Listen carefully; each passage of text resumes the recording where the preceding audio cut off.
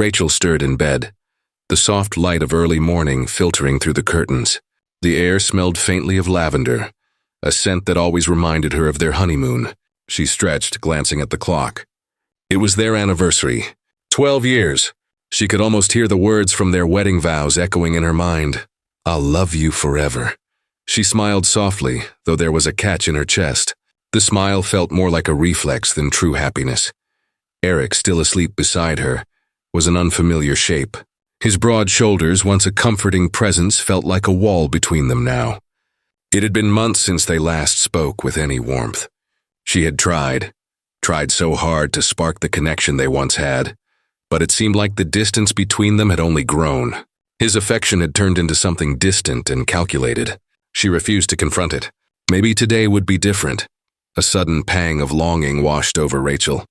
She remembered their early days together, how he'd always kiss her forehead first thing in the morning, how his hands would linger on hers like they could never let go. Now he barely acknowledged her touch. The promises they made felt like echoes of a lifetime ago, slipping away with every passing day. The house was quiet except for the hum of the refrigerator and the faint chirping of birds outside. Eric's breathing remained steady, deep, like it always was in sleep. He had always been a sound sleeper, unlike her. She could never sleep peacefully anymore, not with the thoughts that clung to her mind like a shadow. Rachel's eyes lingered on his face, his features soft in the half-light. She wanted to believe that the man beside her was the same one she married, loving, loyal, devoted. But the doubts had crept in slowly, insidiously. A late night at work here, a half-hearted apology there. She noticed the way he avoided looking at her, the way he no longer seemed to care about the little things that used to matter. Today, she promised herself, would be different. They had promised to celebrate their love. She would make it work. She had to. The sound of Eric shifting in bed brought her back to the moment. He stirred, then slowly opened his eyes, meeting hers with a tired gaze. "Happy anniversary," he mumbled, the words flat, devoid of the excitement she had once hoped for. Rachel's heart sank, but she kept the smile on her face.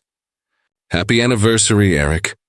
The words tasted foreign on her tongue, but she refused to let them show. It was just one day, she told herself. Just one day to hold on to the dream that had once felt so real. The silence stretched between them, thick with unspoken things. Eric's voice brought Rachel out of her thoughts, soft but firm. "I have something for you." She blinked, her pulse quickening. It was strange to hear him say that, as if it hadn't been a part of their routine in years. She watched as he reached into the drawer of the nightstand, his movement slow, deliberate. When he pulled out a small velvet box, her breath caught in her throat. Rachel had never been the type to expect grand gestures, but the sight of the box sent a flutter through her chest. He was giving her something. A sign, perhaps, that the gap between them might close, if only for a moment. He handed her the box with a faint smile, his eyes avoiding hers as she opened it. Inside was a stunning necklace, a delicate chain of diamonds, each one sparkling even in the dim light. Rachel's fingers trembled as she lifted it out, her breath catching at the sight of its beauty. It was the kind of thing she would have once gushed over, the kind of gesture that would have made her heart soar. But something about the way Eric was watching her made her pause. There was a hesitation in his eyes, a flicker of something unreadable. It was so subtle, yet Rachel couldn't shake the feeling that something wasn't right. "Do you like it?" Eric asked, his voice still soft but distant. Rachel's throat felt tight. She nodded slowly, but the words felt like they were stuck. "It's beautiful, Eric. This is so much." Eric didn't respond right away, as if considering her reaction. His smile seemed stiff, rehearsed. "I wanted it to be special," he said finally. "We've been through a lot, Rachel. I want you to know I'll love you forever." The words, so familiar, fell flat. It was as if they had lost all meaning in the air between them, evaporating before they could sink in. His eyes lingered on hers, but they didn't hold the warmth they once had. She swallowed hard, the weight of the necklace in her hands suddenly feeling heavy. "Thank you," she whispered. But even as the words left her mouth, she couldn't shake the nagging feeling that this gift, like everything else between them, was wrapped in lies. Later, at dinner, the mood was stifling. Eric sat across from her, his fork tapping absently against his plate. The conversation was polite but strained. Rachel tried to steer it toward safer ground, asking about work, about his day. But Eric's answers were curt, mechanical. "So we're okay, right?" Rachel finally asked, breaking the silence. She hoped more than anything that his reassurance would wash away her doubts. "Of course," Eric replied too quickly. "Everything's fine. Just a rough patch. Nothing to worry about." But Rachel didn't feel reassured. His voice didn't match his eyes, and in that moment she realized how much she had been lying to herself. She forced a smile, but deep down the truth felt colder than the diamond necklace in her lap. The house was silent again when Rachel finally stood up from the dinner table. The half-eaten meal between them seemed like a barrier, a reminder of how little they truly shared anymore.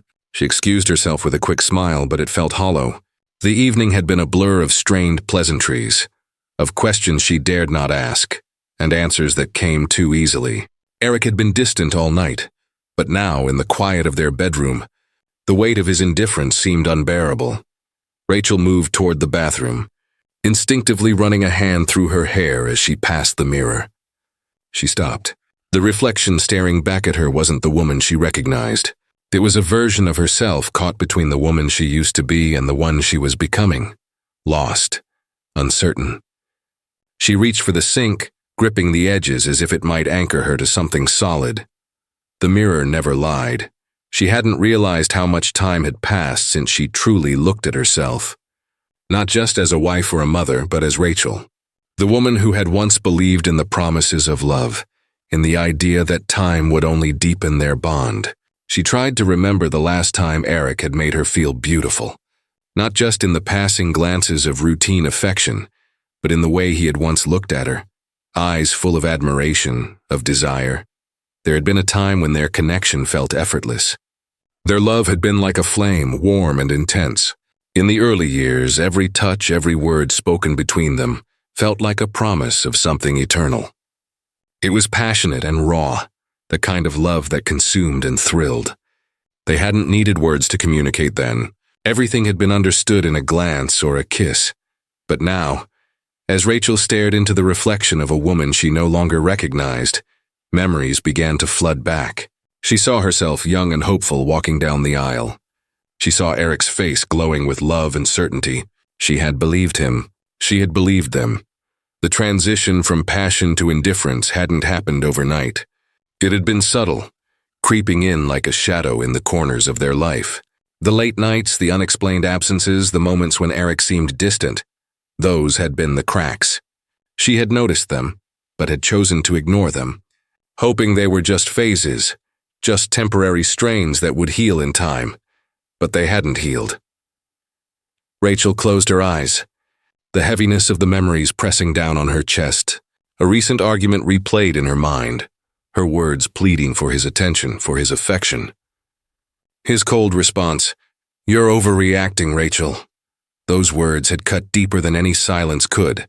The woman in the mirror was no longer the one who could ignore the truth.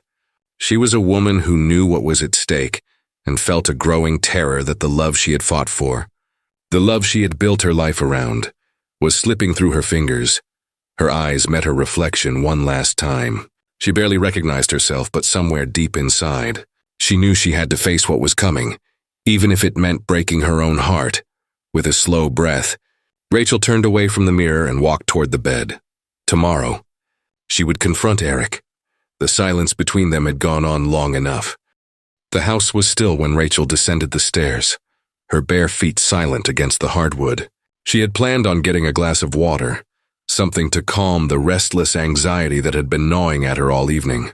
The silence in the house seemed oppressive, heavier than usual, as though the walls themselves were holding their breath. She passed the study, where Eric was on the phone, his voice muffled behind the door. Normally, Rachel wouldn't have thought much of it. He often took calls late at night, business calls, she assumed. But something about the tone in his voice stopped her. She froze, her hand lingering on the banister. She shouldn't listen. But the words that followed made it impossible to turn away. "You don't have to worry about her," Eric was saying, his voice low but unmistakably clear. "She doesn't know a thing. This weekend will finally be free." Rachel's heart slammed against her chest. She could feel the blood drain from her face as his words echoed in her mind. She doesn't know a thing. The world tilted for a moment, her mind spinning with the implications. Who was he talking to? And what was this weekend he was speaking of? Free? Free from what? The dread that had been quietly festering in the pit of her stomach now surged into panic. Her suspicions about Eric, the doubts that had been creeping in for months, suddenly crystallized into undeniable truth. He wasn't just distant. He was hiding something. Someone. Her legs felt weak as she backed away from the door, but the sound of Eric's voice again made her pause. "I'll take care of it. It's all set." There was a finality to his words, as if everything had already been decided. Rachel's breath came faster, her pulse loud in her ears. She couldn't stay silent any longer. The tension between her and Eric had been unbearable, but now it felt like a weight pressing down on her chest, suffocating her. Her eyes darted to the kitchen, the glass of water forgotten, and she knew, without a doubt, that she had to confront him. Now. She took a deep breath and walked toward the study. The door creaked as she pushed it open, her gaze locking onto Eric. He had just finished the call, a faint smile playing on his lips. But it faltered when he saw the expression on her face. "Who were you talking to?" Rachel's voice was low, but the sharpness of it cut through the air. Eric stiffened, his hand frozen halfway to the desk. "What are you talking about?" His tone was casual, but there was a flicker of unease in his eyes. Rachel didn't back down. "You said she doesn't know a thing. Who's she, Eric?" The words were out before she could stop them, and the silence that followed was thick with something darker than doubt. Eric's charm faltered for just a moment, his lips pressing together in a tight line. "Rachel, you're overthinking things," he said, the same rehearsed calm in his voice. "It's nothing. Just a business call." But Rachel could see it now, how his eyes didn't quite meet hers, how his hands fidgeted slightly, how the mask was starting to slip. "Don't lie to me," she said, her voice trembling with fury and hurt. "I heard you." Eric exhaled sharply, then forced a smile. "You're just tired. You're imagining things. Let's go to bed." But Rachel wasn't so easily fooled anymore. Something in his gaze, something in his demeanor had shattered the illusion. She could feel it now, everything he'd been hiding, everything she hadn't been able to see before. The door slammed shut behind her as she turned away, her mind spinning with the revelation that Eric's secrets were darker than she had ever imagined. The evening stretched out before Rachel like an endless, suffocating tunnel. Eric had insisted they go out to dinner, to celebrate their anniversary in the way they once did, at their favorite restaurant, the one they'd chosen together years ago. The lights in the dining room were dim, casting shadows across the table, and the air was filled with the soft clinking of glasses and muted conversation. But for Rachel, the ambiance felt foreign, unsettling. The wine in her glass swirled but didn't offer the comfort it once had. She took a small sip, her fingers tightening around the stem, but the taste was metallic in her mouth. She glanced at Eric, who was poking at his food, his eyes scanning the room rather than meeting hers. It was the same behavior from earlier, the same coldness that had crept in over the months. But now there was something darker beneath it, a kind of detachment that chilled her to the bone. She watched as he lifted his glass, his movements smooth but distant, and for a brief moment she thought she saw something else in his eyes. It wasn't love. It wasn't even affection. It was calculation. Rachel's stomach churned. The weight of the necklace from earlier seemed to press against her chest like a reminder.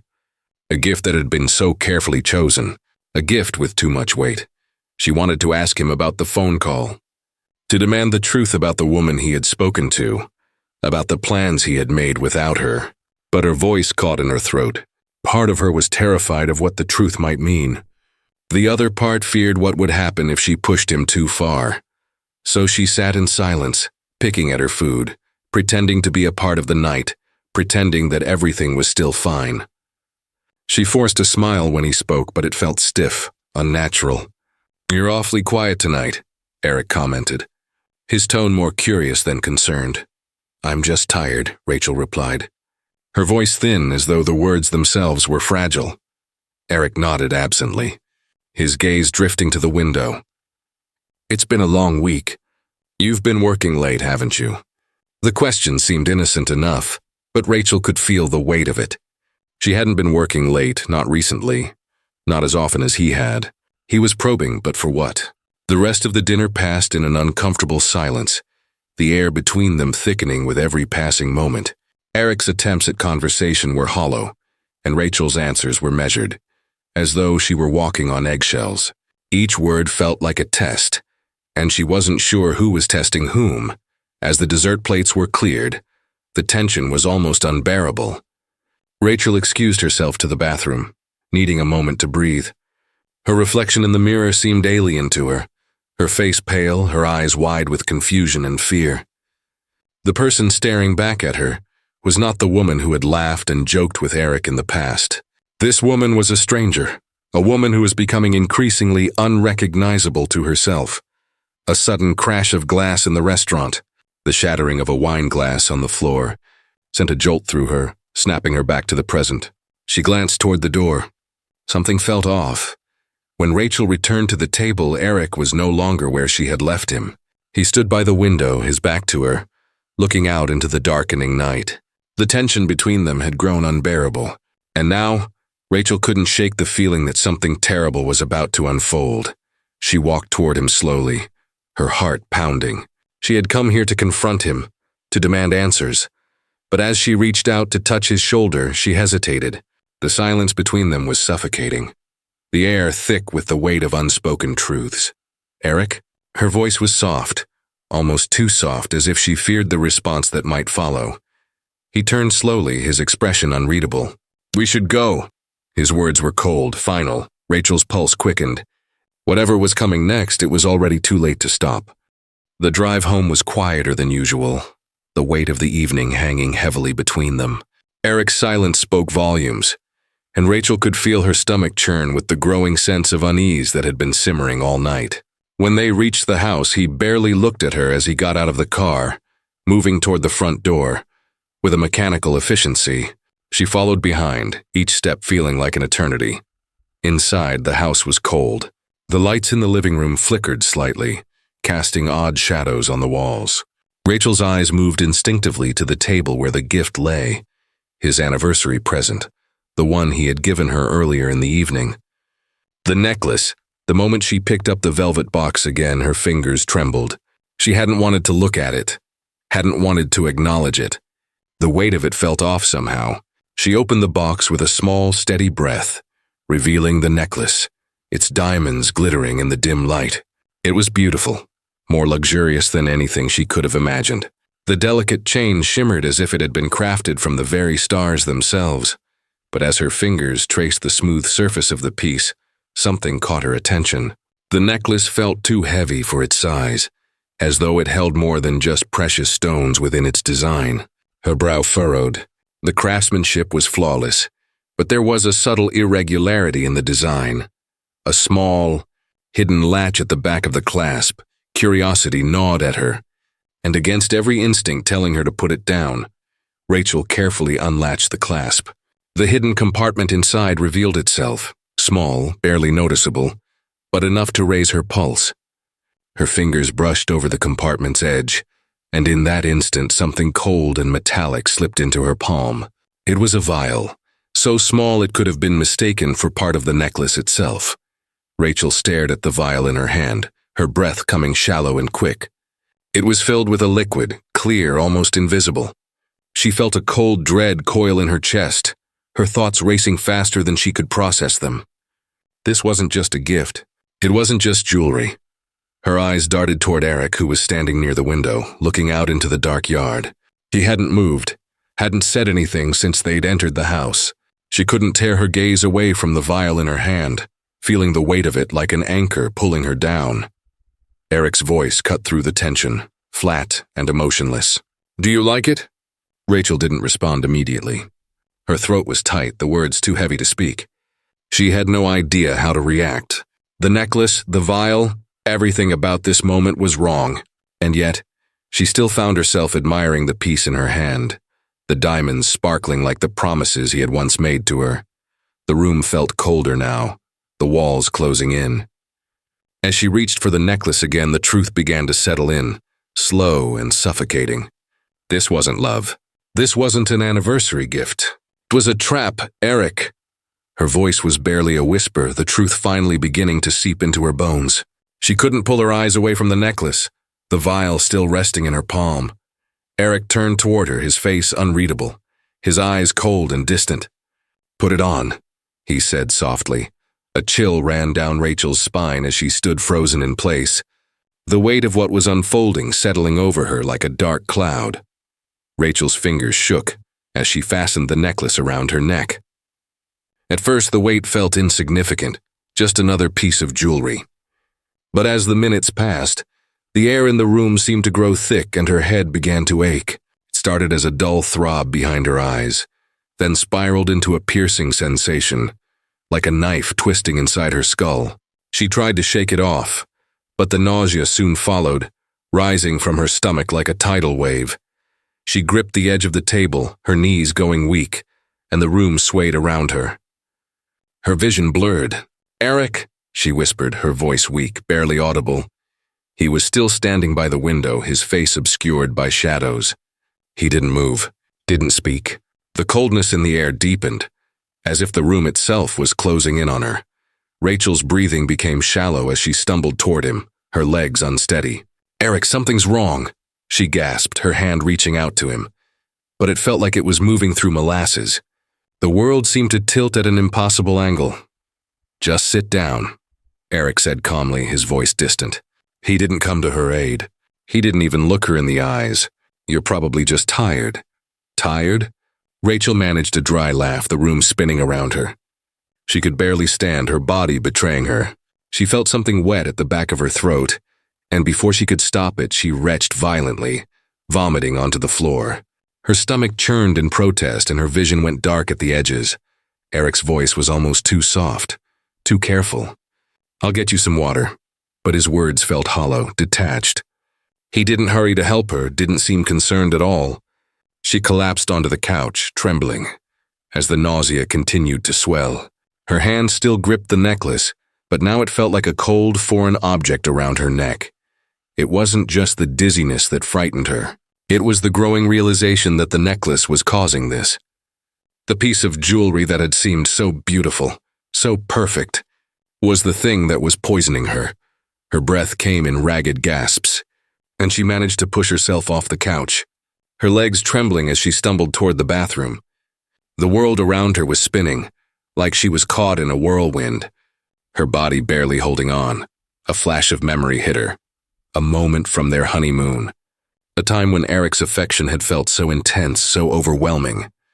They had spent a week in a quiet cabin by the lake, but now, as Rachel thought back, she could remember the way he'd watched her, always watching, never truly letting her out of his sight. The way he insisted she stay close, the small comments about other men looking at her too long. At the time, she had dismissed it as love, as possessiveness born from affection. Now, it felt suffocating, manipulative. Her hand reached for the bathroom door, but her knees buckled and she collapsed to the floor. A wave of dizziness washed over her as she fought to stay conscious. "Rachel?" Eric's voice echoed distantly, but it was almost too late. The last thing she heard before the darkness overtook her was the sound of his footsteps, coming toward her, too calm, too measured. Rachel's vision flickered in and out of focus as she lay on the floor of the bathroom, her body too weak to move, her skin cold and clammy. She could hear Eric's footsteps behind her, but they seemed distant, echoing like a nightmare. His presence was there, but it felt hollow, as though he were a mere shadow in her fading world. She wanted to scream, to ask him why he wasn't helping her, but the words caught in her throat, strangled by the suffocating weight of her fear.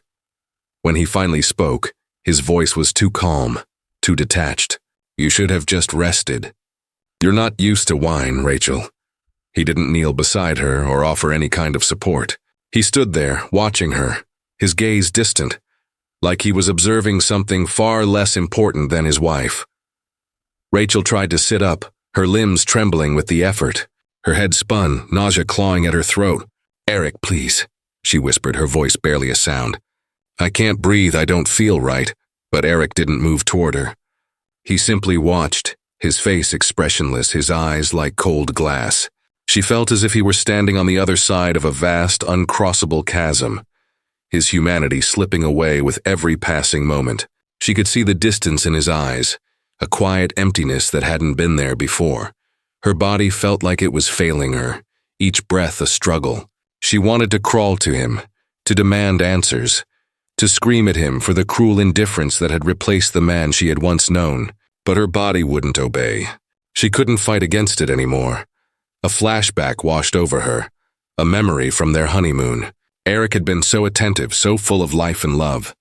He had held her hand in the small cafe by the beach, telling her how lucky he was to have her, how perfect their life would be together.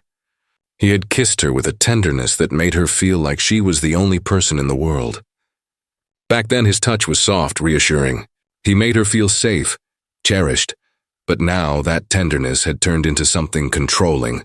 The long nights away from home, the way he questioned her every move, his constant checking of her phone. At first she had chalked it up to his love for her, an intense, possessive love that she had misread as something beautiful. She had convinced herself that he only wanted to protect her, to keep her close. But now in her weakness, in the haze of her fading consciousness, she could see it for what it really was: manipulation, control, and an overwhelming need to possess her. Eric. Her voice was a rasp, her throat raw, the words coming out like a desperate plea. "Why are you doing this?" Eric's eyes flickered briefly, but there was no regret, no sympathy in them. His lips barely parted as he spoke, but the coldness in his tone was enough to freeze her blood. "Because I have to," he said flatly, his words carrying an emptiness that twisted in Rachel's chest. "It's better this way." "You wouldn't understand." Rachel's head lolled to the side, her body too heavy to lift. The truth was sinking in, slowly, painfully. The man who had promised to love her forever had used her, manipulated her, and now he was watching her fade away. She had been blind to it for so long, caught in the illusion of love, but now, in her agony, she could see the truth that the man she had married was nothing more than a stranger, a flicker of something, perhaps guilt, perhaps fear, passed over Eric's face, but it was gone as quickly as it had appeared. He stepped back, giving her space as if she were nothing more than an inconvenience to him. "I'll call someone for you," he muttered, though there was no urgency in his voice. "You'll be fine soon." But Rachel knew better now. It was too late for help, and as the darkness closed in, she felt a final, terrifying thought settle in her mind. She was alone, truly alone, with no one but the man who had once vowed to love her. The man who had betrayed her in the most unimaginable way. Her vision faded to black, and the last thing she heard was his voice, distant and cold, as he turned away from her. "Don't worry, Rachel. It'll all be over soon." Rachel's breaths came in shallow, erratic gasps, as the world around her seemed to fade into darkness. Her body felt foreign, unresponsive, like it no longer belonged to her. The cold tile beneath her cheek was a distant sensation, barely registering through the fog that had descended on her mind. The once constant ache in her head now pulsed with a terrifying rhythm. She tried to speak, but the words wouldn't come. Eric was sitting beside her, his hand lightly clasped over hers, but the touch was devoid of comfort. There was no warmth in his grasp, only the coldness of a man who had already made his peace with what he'd done. His thumb barely moved over her hand, a mechanical gesture, as though he were trying to convince himself that he still cared. Rachel's eyes fluttered open briefly, catching a glimpse of his face. His expression was unreadable, a mix of something she couldn't quite identify. Guilt, satisfaction, or perhaps both. His eyes were cold, detached, the same emptiness that had filled his voice earlier now consuming his entire demeanor. "Eric." Her voice cracked, barely above a whisper. "Why?" His gaze shifted, and for a moment she thought she saw a flicker of something. Regret, maybe? But it was gone too quickly, replaced by a calmness that sent a chill crawling up her spine. He leaned in slightly, his lips curling into a semblance of a smile, but there was no kindness in it. "You asked for this," Eric replied, his voice low, almost soothing, as if he were explaining something simple. "All of it, the lies, the manipulation, the slow suffocation of everything we built. You just didn't see it." You were too blinded by your love for me to notice. Rachel's heart hammered in her chest, her body trembling as the reality of his words settled in. No, Eric, I loved you, she gasped, but the words were swallowed by another wave of dizziness. She tried to focus, tried to stay conscious, but everything was slipping away. Eric sat there, still holding her hand, as if this were all just part of some carefully constructed script. He continued, his voice almost clinical, detached from the suffering he was causing her. I never loved you the way you thought. I never could. I needed control, Rachel. I needed to break you down so you'd depend on me. Her vision blurred again, but she tried to steady herself, tried to focus on the man who had once meant everything to her. But our life, our marriage. Eric's eyes darkened and he leaned closer, his voice cold but firm. It was all a game, Rachel. I needed you to believe in us. I needed you to stay with me. And you did. You always believed it was real, but it never was. It was about power. About having you and everyone else exactly where I wanted them. His words cut through her like ice, each sentence unraveling the life they had built together. The betrayal was more than she could comprehend. His every smile, every tender word had been a manipulation, a carefully crafted illusion to trap her. She struggled to lift her head, trying to look him in the eye one last time. You planned this, all of it? Eric nodded, his face expressionless. For years, Rachel. I planned every move. The infidelity, the late nights, the gaslighting. It was all leading to this. The anniversary gift, it was the final step. The gift was meant to free us both. From you, from me, free from the lies and the weakness of love. Rachel's heart shattered with the finality of his words.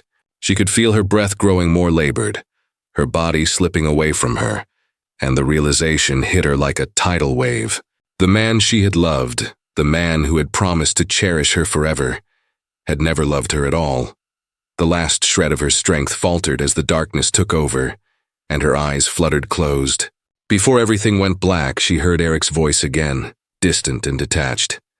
You'll be better off this way, Rachel. You'll see. And then there was nothing. The silence around her was all-consuming, the absence of her heart's beating the only sound left in the world. Rachel's body lay still, her chest barely rising as the seconds seemed to stretch on endlessly. The room around her was eerily silent, save for the distant hum of the refrigerator and the faint sound of Eric's breathing, steady and calm. His face hovered just above hers, the same indifference in his eyes that had been there since the moment she first opened her eyes in the bathroom. Disoriented and gasping for breath, the weight of her body felt unbearable, as though gravity itself had increased, forcing her further into the cold floor beneath her. Her eyelids fluttered open, and through the blur she could see Eric still watching her, his gaze devoid of any real emotion. He hadn't left her side. He hadn't even tried to help. Rachel, he murmured, his voice barely audible, like he was speaking to someone far removed from the situation. I told you it would be better this way. A trembling exhale escaped Rachel's lips, and a surge of frustration, a final desperate flare of anger, sparked in her fading mind. She wanted to scream, to cry, to lash out, but all that came out was a whisper, barely a sound. Why? Eric didn't respond immediately. For a moment, Rachel wondered if he would just let the silence stretch on forever. But then, as if he were offering the final piece of the puzzle, he spoke again, his tone casual, too calm for the gravity of the moment. Because you needed to be free. You just didn't realize it. I loved you, but not in the way you thought. I never could. You were a means to an end. Tears pooled in Rachel's eyes, but they didn't fall. Her body refused to cooperate, to make the movements she so desperately wished for. Her mind was still screaming, begging her to fight, to reach for something, anything, but her body had already betrayed her. Eric sat there, unmoved, almost bored by her suffering. This was always the way it was going to end. You were too weak to see it, but I knew. I've known for a long time. You kept hoping it would change, kept thinking I would come back to you, but I was already gone, Rachel. He paused, leaning closer, his cold breath brushing against her skin. I've been gone for years. You never noticed. His words were like daggers, each one cutting deeper, each syllable more painful than the last. Rachel's vision swam, her consciousness slipping like sand through her fingers.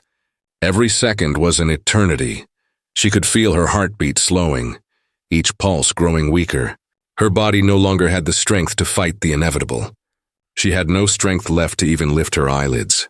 All that was left was the overwhelming, suffocating reality of her last moments. The truth that Eric had orchestrated every part of her demise.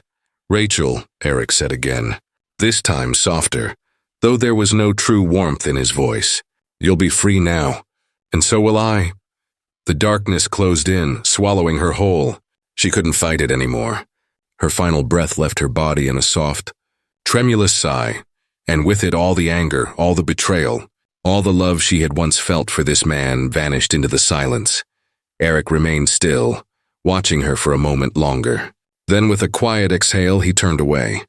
He had won. The room fell into complete stillness. The silence was deafening. The morning light barely crept through the curtains, casting long shadows across the room. The house was still, deathly silent, as if holding its breath in the wake of everything that had unfolded. Rachel's absence was suffocating. Eric sat on the edge of the bed, staring at the space where she had once lain. His face impassive, his posture too stiff, as though the act of breathing itself had become a chore. The police arrived just after the sun began to climb higher into the sky, their voices muffled as they moved through the house. Eric hadn't made a single sound since they'd arrived, hadn't even blinked as they questioned him. He answered with the same cold detachment, his eyes never once straying from the floor. The officers asked about Rachel's condition, about her health, her recent behavior. Eric's answers were precise, rehearsed. She'd been sick, hadn't been feeling well for days, and had been unusually tired lately. A simple, tragic accident, he insisted. The necklace, he explained, must have been the cause. She'd fainted, and by the time he could get her help, it was too late. There was nothing anyone could have done, but as the police took notes and prepared to leave, there was an unspoken tension, a lingering doubt that Eric could feel at the back of his mind. The way they looked at him, too careful, too calculating. It wasn't the way someone would look at a grieving husband, at least not someone whose grief wasn't feigned. The officers were polite, their faces unreadable, but the air between them and Eric was thick with something he couldn't place. "Mr. Jameson," one of the officers said, his voice sharp, "we'll be in touch. There are a few things we'll need to look into." Eric nodded, his lips pressed tightly together. "Of course," he replied, his tone too smooth, too practiced. He could feel the weight of their gaze even as they turned to leave. As they filed out of the house, Eric lingered by the door, his mind racing. Rachel's death had been supposed to be his liberation, the end of the ties that bound him. Yet, as the officer's footsteps faded down the hall, he couldn't shake the feeling that the silence that had settled over the house was the calm before a storm. His thoughts flickered to the future he'd carefully planned for himself. It had all been so easy, so simple. But now something felt wrong. Something was off, and it gnawed at him. He had made his peace, or so he thought, but the officers would return, and so would the questions. They always did. Eric exhaled slowly, forcing himself to ignore the flicker of uncertainty that had taken root deep inside him. He was in control. He always had been, and no one was going to stop him.